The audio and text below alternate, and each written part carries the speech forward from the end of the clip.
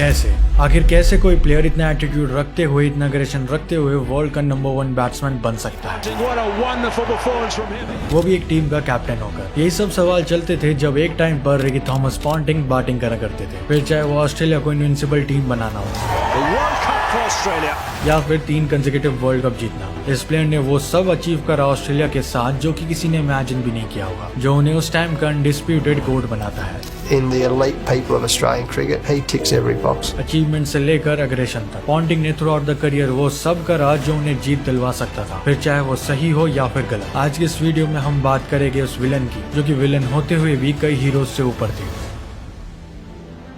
अगर उनके domestic career की बात करें तो उनका फर्स्ट क्लास डेब्यू 1992 में तस्मानिया की तरफ से हुआ था और वो तस्मानिया की तरफ से डेब्यू करने वाले यंगेस्ट ऑस्ट्रेलियन बन जाते हैं। बट ये तो सिर्फ शुरुआत थी, जहां पे एक तरफ Australian team Shane Warne, Steve Waugh और ग्लेन मैकग्राथ जैसे टैलेंट्स खोज के निकल रही थी, वहाँ असली विलन का आना तो भी बाकी था। अपने शानदार डोमेस्टिक सीजन की वजह से उनका इंटरनेशनल डेब्यू 15 फरवरी 1995 को साउथ अफ्रीका के खिलाफ होता है और आते ही वो 1 रन पे आउट हो जाते हैं। ये डिसमिसल मानो उन्हें कहीं न कहीं चुभ सा गया था, और ऐसा हो भी क्यों ना, हर खिलाड़ी के लिए अपना डेब्यू गेम सबसे इम्पोर्टेंट होता है, लेकिन ऑस्ट्रेलियन सेलेक्टर्स को उन पे अब भी भरोसा था और वे पॉन्टिंग के पोटेंशियल को अच्छे से पहचानते थे। उस डेब्यू के बाद पॉन्टिंग ने मानो डिसाइड ही कर लिया था कि ओडीआई डेब्यू तो ना सही, लेकिन टेस्ट डेब्यू में वो अपने आप को डिसअपॉइंट नहीं करेंगे, और कुछ वैसा ही होता है। उसी साल के एंड में दिसंबर में रिकी पॉन्टिंग अपना टेस्ट डेब्यू भी कर लेते हैं, वो भी श्रीलंका के खिलाफ। एंड इस बार बात कुछ अलग थी, उन्होंने नंबर 5 पे बैटिंग करते हुए उस टाइम की प्राइम श्रीलंकन टीम के खिलाफ 96 रन मारे थे। ऑल्दो वो अपनी सेंचुरी लगाने से चूक गए थे, लेकिन वो test debut one of the best test debut था किसी भी खिलाड़ी के लिए। ये सिलसिला यहाँ नहीं रुका, उनका पूरा इनिशियल करियर यानी 1995 से 1999 तक कुछ ऐसा ही रहा, जहाँ अगर बात हो स्लेजिंग की या फिर अग्रेशन की, पॉन्टिंग वो सब धीरे धीरे स्टैब्लिश करते जा रहे थे। उन्होंने अपनी पहली ओडीआई सेंचुरी भी श्रीलंका के खिलाफ उसी सीरीज में मारी, जहाँ उन्होंने 123 रन की शानदार नॉक खेली थी। शुरू के 1-1.5 साल में सभी बॉलर्स को पता चल चुका था कि कोई बैट्समैन डरे या न डरे, रिकी पॉन्टिंग तो नहीं डरने वाले हैं। इस सब के बाद देखते देखते क्रिकेट का सबसे बड़ा इवेंट आ जाता है, 1996 विल्स क्रिकेट वर्ल्ड कप। हाँ, वही वर्ल्ड कप जो कि कुछ कंट्रोवर्सीज की वजह से जाना जाता है एंड बाकी अंडरडॉग श्रीलंका की वजह से। बट इस सब के बावजूद हम ऑस्ट्रेलियन क्रिकेट टीम को इनकार नहीं कर सकते, जो कि उस टूर्नामेंट की फेवरेट भी थी, जो कि 9 साल बाद वर्ल्ड कप फाइनल में गई थी, लेकिन वर्ल्ड कप जीतने के आखिरी पड़ाव पर आकर वो नहीं जीत पाई। उस टूर्नामेंट में रिकी पॉन्टिंग ने as a middle order batsman काफी अच्छा परफॉर्म किया। अपने खेले गए 6 मैचेस में पॉन्टिंग ने टोटल 239 रन स्कोर करे, जिसमें उनकी वेस्ट इंडीज के खिलाफ लगाई maiden World Cup century भी शामिल थी। बट इस सब के बावजूद पॉन्टिंग ने नॉकआउट्स में कुछ खास परफॉर्म नहीं करा। क्वार्टर फाइनल में न्यूजीलैंड के खिलाफ उन्होंने 31 रन स्कोर करे, लेकिन सेमीफाइनल में उन्हें डक का सामना करना पड़ा, और फाइनल्स में भले ही उन्होंने ऑस्ट्रेलियन टीम के लिए सेकंड हाईएस्ट रन बनाए हो, लेकिन उसका कुछ भी फायदा ना हो सका, बिकॉज ऑस्ट्रेलिया वो फाइनल श्रीलंकन टीम से हार गई, जो कि उस वर्ल्ड कप में टॉप टीम के कंपैरिजन में अंडरडॉग्स कंसिडर करी जा रही थी। फाइनल में अपनी टीम को हारता देख पॉन्टिंग ने एक चीज तो डिसाइड कर ली थी कि अगर जीतना है तो अपोजिशन को केवल आउट प्ले करना पड़ेगा। इसका नतीजा हमें आने वाले 3 वर्ल्ड कप में साफ साफ देखने को मिला। 24 जुलाई 1997 इस दिन रिकी पॉन्टिंग अपना एशेज में डेब्यू करते हैं। उस टाइम की एशेज आज के एशेज के मुकाबले काफी डिफरेंट थी। ऑस्ट्रेलिया पिछले 8 साल से एशेज डोमिनेट कर रही थी, लेकिन इस बार चैलेंज काफी टफ था पॉन्टिंग और ऑस्ट्रेलिया दोनों के लिए, जहाँ पे एक तरफ पॉन्टिंग इस हिस्टोरिक सीरीज में डेब्यू करने जा रहे थे, वहीं दूसरी तरफ ये सीरीज इंग्लैंड में थी, और इंग्लैंड में एशेज जीतने से अच्छी और क्या बात हो सकती है। 3 टेस्ट हो जाते हैं और सीरीज 1-1 की बराबरी पर खड़ी थी। तभी 4th टेस्ट जो की लीड्स में खेला जा रहा था, वहाँ पॉन्टिंग अपना डेब्यू करते हैं एंड 127 रन की शानदार इनिंग खेल के अपनी एशेज डेब्यू पे एक सेंचुरी ठोक देते हैं। उनके ओडीआई डेब्यू का फेलियर उन्हें इतना आगे ले जाएगा, इसकी किसी ने भी कल्पना नहीं करी थी। उनकी इस इनिंग की वजह से ऑस्ट्रेलिया 4th टेस्ट को जीत जाती है एंड ओवरऑल सीरीज को अपने नाम करती है बाय 3-2। 1999 तक आते आते रिकी पॉन्टिंग ने 11 सेंचुरीज जड़ दी थी, जो कि ऑलरेडी काफी अच्छा नंबर था। हालांकि पूरे वर्ल्ड में वो उस टाइम पे उतना ऊपर नहीं थे, लेकिन वे ऑस्ट्रेलिया का फ्यूचर प्राइड देखे जा रहे थे। देन आता है आईसीसी वर्ल्ड कप 1999। यही वो वर्ल्ड कप है जहाँ से ऑस्ट्रेलिया की वन साइडेड डोमिनेंस स्टार्ट हो गई, जहां से ऑस्ट्रेलिया को एक हीरो मिला जो कि पूरी दुनिया की नजरों में विलन बनने वाला था। उस वर्ल्ड कप को ऑस्ट्रेलिया ने फाइनली अपने नाम करा था, जब फाइनल में उन्होंने पाकिस्तान को वन साइडेड तरीके से हराया। पॉन्टिंग उस वर्ल्ड कप में कोई सेंचुरी तो नहीं लगा पाए, लेकिन अपने खेले गए 10 मैचेस में 354 रन मारकर वो उस टूर्नामेंट के 7th हाईएस्ट रन गेटर बने थे। उस वर्ल्ड कप में players like Steve Waugh and mark वो उस लिस्ट में पॉन्टिंग के ऊपर थे, बट वो दोनों ऑलमोस्ट अपने करियर के एंड में थे। थे और वहीं से आगाज होता है पॉन्टिंग की ऑस्ट्रेलियन टीम का। वही ऑस्ट्रेलियन टीम जिसने हार शायद ही टेस्ट करी हो और जिसे जीतने के अलावा कुछ और नहीं आता था। अगर हम क्रिकेट में थोड़ा पीछे जाए तो हमें रिकी पॉन्टिंग का एरा साफ साफ दिख जाएगा, जहां उन्होंने अपनी टीम को एज अ कैप्टन टॉप पे लाके छोड़ दिया था। रिकी पॉन्टिंग का एरा 1999 से 2003 के बीच कंसिडर किया जाता है। हालांकि उन्हें ओडीआई टीम की कैप्टनसी 2002 और टेस्ट टीम की कैप्टनसी 2004 में मिली थी, लेकिन उनका कंट्रीब्यूशन और इन्फ्लुएंस टीम में अनमैचेबल हो गया था। इस पीरियड के दौरान ऑस्ट्रेलिया टेस्ट एंड ओडीआई दोनों में डोमिनेट कर रही थी। अगर टेस्ट सीरीज की बात करी जाए तो ऑस्ट्रेलिया ने कई सीरीज जीती। फॉर एग्जाम्पल 2002-3 एशेज, जहां ऑस्ट्रेलिया 4-1 से जीती थी। भले ही ऑस्ट्रेलिया इंडिया से 2001 की बॉर्डर गावस्कर ट्रॉफी हार गई हो, लेकिन वो सीरीज पहली बात तो इंडिया में थी। ऊपर से इंडिया ने एपिक कमबैक दिया था पहले टेस्ट हारने के बाद, जिसकी बात हम किसी और वीडियो में कर सकते हैं। और इस बात में कोई डाउट नहीं है कि उस सीरीज से पहले ऑस्ट्रेलियन टीम 16 टेस्ट लगातार जीत के आ रही थी। उन सीरीज में रिकी पॉन्टिंग ने कमाल की बैटिंग करी थी और फील्ड में अलग ही एटीट्यूड रखा था। उस वक्त तक ऑस्ट्रेलिया की डोमिनेंस इतनी स्ट्रांग हो गई थी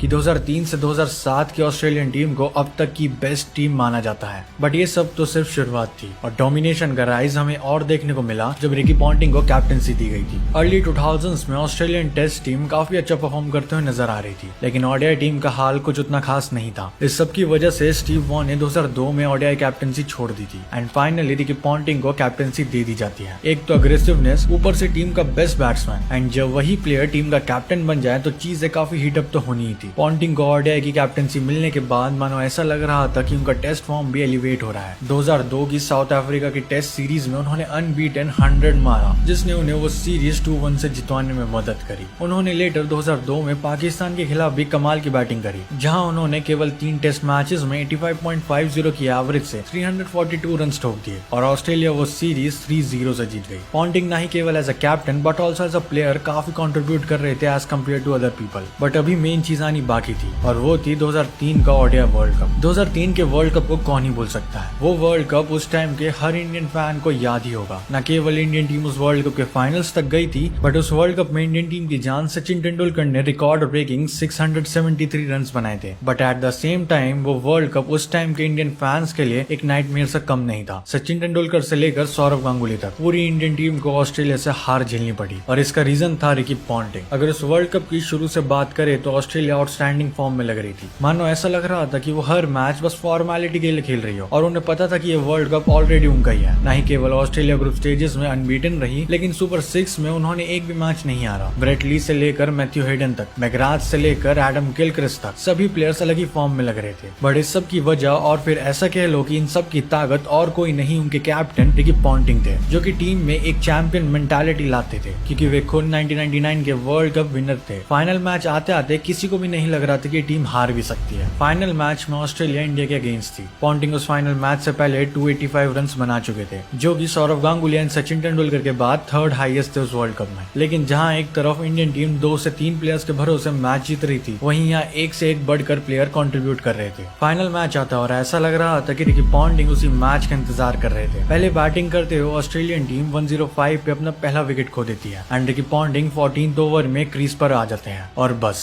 उसके बाद शुरू होता है रिकी पॉन्टिंग का तांडव। शॉट के बाद शॉट, रन के बाद रन। इनिंग खत्म होते ही रिकी पॉन्टिंग 140 रन की नाबाद पारी खेल चुके थे, जिसने इंडिया को एक तरफा हराने में काफी मदद करी और ऑस्ट्रेलिया अपना सेकंड कंसेक्यूटिव वर्ल्ड कप जीत गई। 140 रन की आइकॉनिक नॉक की बदौलत पॉन्टिंग को प्लेयर ऑफ द मैच भी मिला, वो भी एक वर्ल्ड कप फाइनल में। और एज अ कैप्टन ये दूसरी बार था कि किसी कैप्टन को प्लेयर ऑफ द मैच मिला हो वर्ल्ड कप फाइनल में। इसलिए शायद स्टीव वॉ ने ओडीआई कैप्टनसी छोड़ने के बाद कुछ ऐसा कहा था, Ricky Ponting was destined to lead his country. I couldn't have handed Australian cricket's ultimate individual honor to a more capable and deserving man.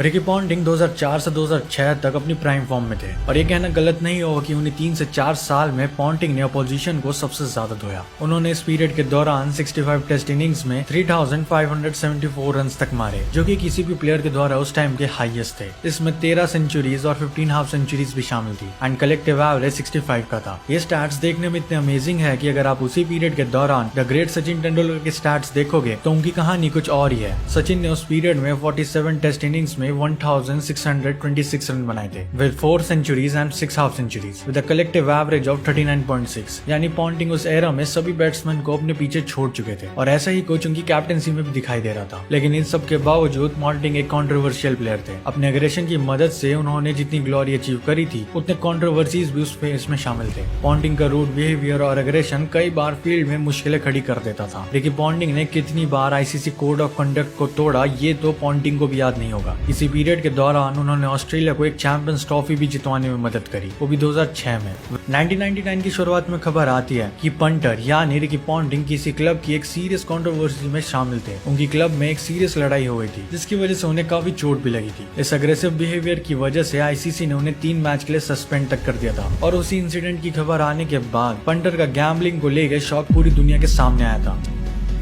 जहां एक तरफ ऑस्ट्रेलिया ने 2003 में वर्ल्ड कप की काफी खूबसूरत जीत सेलिब्रेट करी थी, वहीं 2005 में उन्हें उतनी ही बड़ी एक हार का सामना करना पड़ा था। एशेज 2005 को तो हम सभी जानते हैं, जहां दोनों ही टीम्स ने जी जान लगा दी थी उस सीरीज को जीतने में। ऑस्ट्रेलिया ने रिकी पॉन्टिंग के कंटिन्यूस एफर्ट के होने के बावजूद 1-0 की लीड खोकर ऑस्ट्रेलिया वो सीरीज 2-1 से हार गई और पूरा इंग्लैंड उस जीत से झूम उठा, क्योंकि इंग्लैंड पूरे 18 साल बाद कोई एशेज जीता था और ये सब हुआ था रिकी पॉन्टिंग की कैप्टनसी के अंडर। वो हार इतनी कड़वी थी कि पॉन्टिंग ने अपना टेम्पर इतनी बुरी तरह से लूज कर दिया कि वो मोमेंट आज भी एक कंट्रोवर्सी होल्ड करता है। ये बात है 4 टेस्ट मैच की, जहां सीरीज 1-1 की लेवल पर थी। तभी पॉन्टिंग जो कि 48 के स्कोर पर बैटिंग कर रहे थे, वो इंग्लैंड के सब्स्टिट्यूट फील्डर गैरी पैट से रन आउट हो जाते हैं। वो रन आउट तो अपने आप में कंट्रोवर्शियल तो था ही, लेकिन पॉन्टिंग का विकेट भी काफी इंपॉर्टेंट था, तो इसी सब में अंपायर उन्हें आउट दे देते हैं और पवेलियन लौटते वक्त वो इंग्लैंड के कोच डंकन फ्लेचर को बहुत उल्टा सीधा बोल देते हैं, जिसकी वजह से उन्हें 75% की मैच फीस का फाइन भी लगता है। एक कैप्टन से ऐसा बिहेवियर किसी और टीम के कोच के प्रति किसी ने भी एक्सपेक्ट नहीं किया था।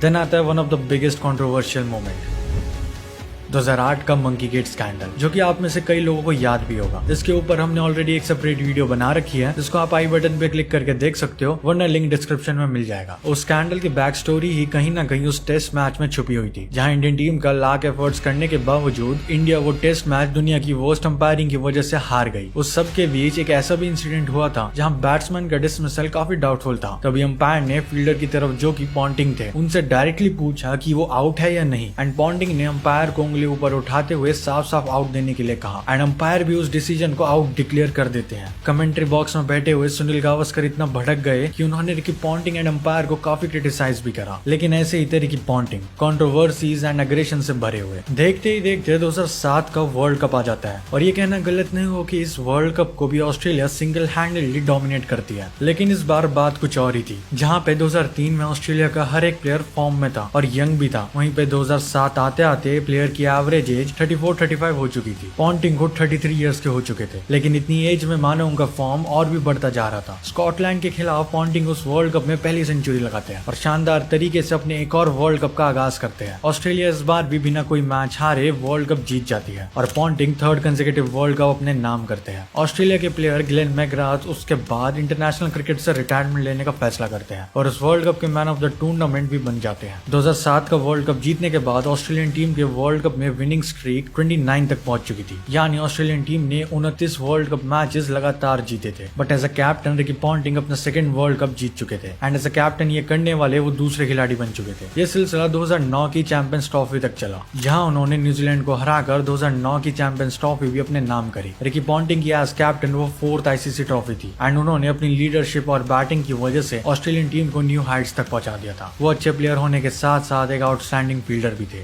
इतिहास गवाह है कि किसी भी टीम का अगर कोई प्राइम फॉर्म चल रहा हो तो उसका डाउनफॉल भी कभी न कभी आया ही है, और यह होना लाजमी भी है, क्योंकि जो प्लेयर्स उस टीम को पीक तक पहुंचाते हैं उन्हीं प्लेयर्स के रिटायरमेंट के बाद टीम डाउनफॉल के पाथ पर चल पड़ती है। और ऐसा ही कुछ रिकी पॉन्टिंग के साथ होने लग रहा था। इस डाउनफॉल की शुरुआत होती है 2007 में, जब शेन वॉर्न और ग्लेन मैकग्राथ रिटायरमेंट ले लेते हैं, और 2008 में एडम गिलक्रिस्ट भी। सबसे पहले ऑस्ट्रेलिया और इंडिया के बीच सिडनी टेस्ट मैच कंट्रोवर्सी होती है, जिसके बारे में आप सब जानते ही होंगे। वो कंट्रोवर्सी इतनी ज्यादा डिस्टर्बिंग थी कि इसके बारे में हम किसी और वीडियो में डिस्कस करेंगे। लेकिन उस मैच के बाद Indian fans and even Australia press reporters Ricky Ponting के ऊपर कई सवाल लेकर चढ़ जाते हैं और कई सारी थ्योरीज भी बिल्ड हो जाती है इस टेस्ट मैच के अराउंड। उसके बाद होती है 2008 में सीबी सीरीज, जिसको कोई इंडियन फैन कभी नहीं भूल सकता। वो सीबी सीरीज इंडिया के लिए एक हिस्टोरिक सीरीज थी जो उन्होंने ऑस्ट्रेलिया को हराकर जीती थी। एंड इसके बाद 2008 की बॉर्डर गावस्कर ट्रॉफी में पॉन्टिंग 2-0 से वो सीरीज भी हार जाते हैं। कुछ प्लेयर्स का रिटायरमेंट ही हुआ था कि इतने में पूरी टीम को डाउनफॉल देखना पड़ गया और अब रिकी पॉन्टिंग की कैप्टनसी के ऊपर भी सवाल उठने लग गए थे। नॉट जस्ट कि ऑस्ट्रेलियन टीम वो रिजल्ट प्रोड्यूस करके नहीं दे पा रही थी, लेकिन उस टाइम पर रिकी पॉन्टिंग भी बैटिंग में कहीं ना कहीं फॉर्म खो चुके थे। 2008 से 2010 तक पॉन्टिंग ने केवल 32 टेस्ट इनिंग्स खेली, जिसमें उन्होंने 45 की एवरेज से 2218 रन बनाए। ये स्टैट्स अगर आप बाकी बैट्समैन से कंपेयर करोगे तो आपको साफ साफ दिखेगा कि पॉन्टिंग का वो एरा खत्म हो चुका था जो कि पहले चल रहा था, जहाँ पे 2003 से 2007 तक ऑस्ट्रेलियन टीम तीनों बॉर्डर गावस्कर ट्रॉफी जीत चुकी थी। वहीं 2008 से 2010 तक ऑस्ट्रेलिया दोनों बॉर्डर गावस्कर ट्रॉफी हार चुकी थी। पिछले दोनों वर्ल्ड कप्स की तरह 2011 में भी पॉन्टिंग अपनी कैप्टनसी रिटेन करते हैं। ये डिसीजन मैनेजमेंट के द्वारा एक ट्रस्ट के रूप में लिया गया था ऑस्ट्रेलियन टीम के डाउनफॉल के बावजूद। अब ये डिसीजन ऑस्ट्रेलियन मैनेजमेंट के लिए कैसा साबित हुआ ये तो नहीं पता होगा, लेकिन हम सबको ये याद है कि इंडिया ने ऑस्ट्रेलिया को क्वार्टर फाइनल्स में हरा दिया था और ऑस्ट्रेलिया जो कि लगातार 3 वर्ल्ड कप्स में डोमिनेट कर रही थी, उनकी 34 मैचेस की अनबीटन स्ट्रीक ब्रेक हो गई थी। रिकी पॉन्टिंग ने उस मैच में शानदार 104 रन बनाए थे, जो उनकी 5th वर्ल्ड कप सेंचुरी भी थी। हालांकि उन्होंने एक कैप्टन नॉक खेली थी, लेकिन वो ऑस्ट्रेलिया के वर्ल्ड कप एग्जिट को नहीं रोक पाए। इस हार के बाद रिकी पॉन्टिंग ने टेस्ट एंड ओडीआई की कैप्टनसी से रिजाइन कर दिया। रिकी पॉन्टिंग की कैप्टनसी के वो 9 साल कोई भी ऑस्ट्रेलियन फैन नहीं भूलना चाहेगा। उन्होंने एज अ कैप्टन इतना अचीव करा कि वो अब तक के बेस्ट कैप्टन में माने जाते हैं। न ही केवल कैप्टनसी से, लेकिन अपनी बैटिंग से भी उन्होंने अपनी टीम को अलग लेवल पे जाके खड़ा कर दिया था एंड अपनी प्राइम में ऑलमोस्ट सारे रिकॉर्ड ब्रेक करके रख दिए थे। 2012 में उन्होंने साउथ अफ्रीका के खिलाफ अपना आखिरी टेस्ट मैच खेला और अपने इस लेजेंडरी करियर को एंड करने का डिसाइड किया। इन 10 से 12 सालों में रिकी पॉन्टिंग ने जो लेगेसी डिफाइन करी थी वो नेक्स्ट लेवल थी। 2 वर्ल्ड कप्स और 2 चैंपियंस ट्रॉफी और भी पता नहीं क्या क्या अचीव करा था रिकी पॉन्टिंग ने। न केवल पॉन्टिंग ने अपने एरा में डोमिनेट करा, लेकिन आने वाले एरा के लिए भी प्लेयर्स को तैयार किया, like Shane Watson, Mitchell Johnson and Michael Clarke. और जिसका रिजल्ट हम आज भी देख सकते हैं कि 2011 के वर्ल्ड कप की डिफीट के बाद कैसे 2015 का वर्ल्ड कप ऑस्ट्रेलिया जीत गई विदाउट द लेजेंड्स। और उस वर्ल्ड कप विन में वही प्लेयर्स शामिल थे जो कि पॉन्टिंग के एरा में नर्चर हुए थे। वेल, ये थी रिकी पॉन्टिंग की कहानी।